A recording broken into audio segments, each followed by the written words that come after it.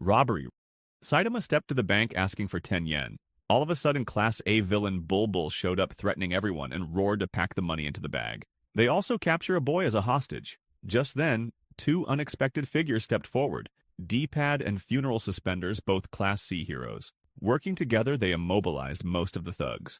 But when Bulbul walked in for a fight, they could not stand a chance. After defeating Class C heroes, they escaped with money and the boy. Moments later, when they were running away in the car, Saitama carried it and took it to the town. He covered miles of distance, then slams it on the ground. Bulbul and his gang come out from the car and confront Saitama.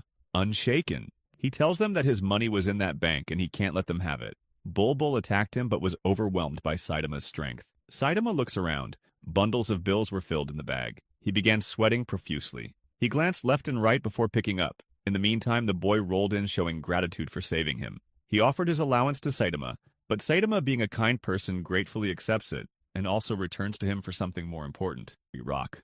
During the fighting against Boros, Saitama was slammed on the moon. It was an intense fight. Eventually, Saitama came victorious. Once he returned to his apartment after defeating Boros, Saitama tapped the shoes to knock out debris. A piece of rock dropped onto the floor. Genos tells Saitama that its worth is 600,000 yen per gram. The number hit harder than any of Boros' attacks. Without any delay, he rushed to sell it. Before they could leave, Genos asked, "Master, where did you get this?" Saitama, with a deadpan face, replied, "On the moon." Both of them headed out for the nearest pawn shop, but in the parking lot, the rock slipped from Saitama's hand and vanished into the grass. Both heroes dropped to the ground searching the rock, whole night. Fame.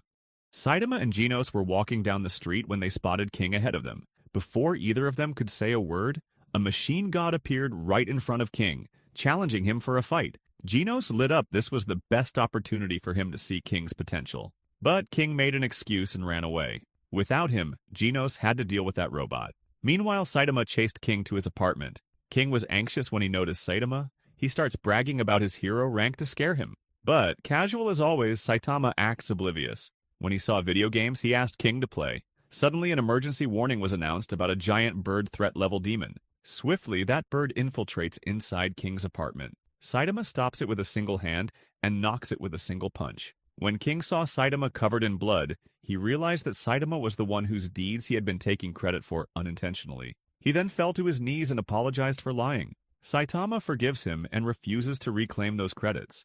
Otherwise, he would have climbed to S-Class instantly and gotten more salaries and facilities. Gold. During the Monster Association battle, Saitama unknowingly infiltrates inside their headquarters. While roaming inside the cave, he killed many monsters with a single punch. Suddenly, he crossed paths with Flashy Flash. Both heroes paused and introduced themselves. They both decided to stick together and find Monster King. By the way, Flashy Flash wanted to get rid of Saitama. While they were on an expedition for Monster King, they meet Monaco sitting on the toilet. They asked her to guide them to Monster King. Terrified, Monaco took them deeper on the mining cart. Flashy Flash and Saitama were surprised to see gold mine. When monsters saw intruders, they attacked them. But Saitama and Flashy Flash killed them instantly, then came back to their ride. When Saitama was wearing his cape back, one monster pierced it, capturing Saitama. Flashy Flash, shrugging off, cuts down the monsters chasing him. Saitama also returns, clearing his path carrying a bag filled with gold. Both of them raced to get back on their cart, but Monaco was falling into the pit hole. Saitama caught her horn and pulled back on the cart. However, his gold fell down and vanished into the darkness. Flashy Flash was impressed by Saitama, yet he looked agitated. Gamble.